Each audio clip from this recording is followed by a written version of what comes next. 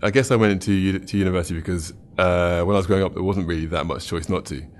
I grew up in a household where education was massively focused upon, and I had a natural ability in maths and the sciences, so it was kind of like out of my hands, I guess. My mum has a big focus on everyone getting an education, it being the one thing that you can never be denied, and so I went to university solely because there wasn't really much choice not to, and I fully endorse that decision. I think everyone should do some form of education, whether or not it's university, but I think everyone should do it. The best experience I've had at university was probably completing my PhD. It's, I guess, the culmination of my educational experience, and it's also the hardest thing I've had to do. The most challenging experience I've had in higher education has been, it's difficult to say. It may have been my PhD, but more likely actually since then, it's been combating some of the experiences that we have to live through as a black person in academia. It's generally been overcome just by discussion. I think I'm fortunate in that the people that I work with are generally open to discussion. Everyone knows that no one's perfect, and they're also willing to learn from other people about other people. So being black in academia has many positives and negatives. The main positive is you get to be a great role model for other people who may want to go into academia. There are negatives where you're often found to be the only black person in the room, or you're often asked to speak for black people.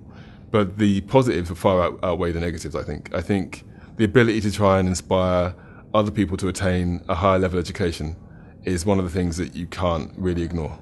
So I think becoming a member of staff within a university really serves to highlight the fact that universities are not a meritocracy. As a student, you're kind of led to believe they are, or at least you naively think they are, because all of your worth is found in grades, and therefore the harder you work, the better you do, the better you do, basically.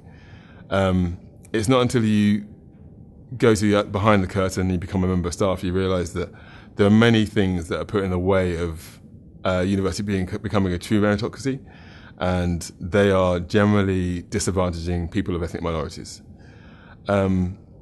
It's for that reason why I do a lot of work within the space of trying to improve equality within universities.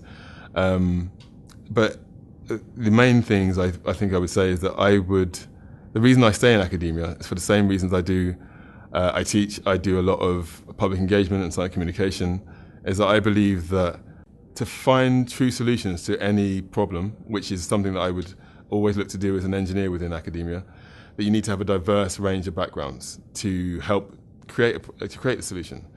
I think that when you have individuals who all look, sound, and are taught in the same way, whenever you try and solve a problem, you always have the same solutions.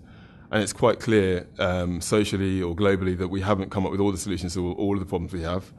And the only way to fully utilise all of the human power we have to try and solve those problems are to diversify academia. I think that having people of different backgrounds, people who've been educated in different ways, or simply look different, is very beneficial to everyone as they progress. In addition to that, I think it's really important to spread the message about education through everyone, starting very, very young, at the beginning of primary school, talking to kids and their parents to try and get them to appreciate the impact that education can have, and really raise the importance, because that was what happened to me as a child. But also going into schools and emphasising the importance of education to people from ethnic minorities.